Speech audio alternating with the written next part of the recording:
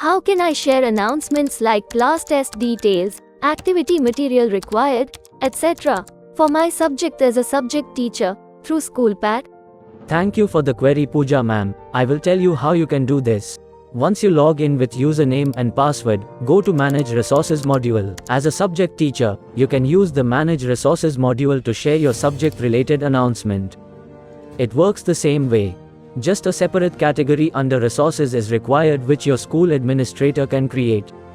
To create a resource category, your school admin can go to Manage Resource followed by Associated Options, and click on Manage Resource Groups option.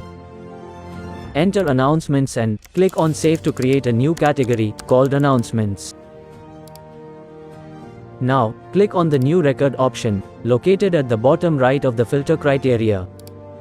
As a subject teacher, select the group as Announcement, followed by the class and subject. Here, you can select roles with whom you want to share announcements.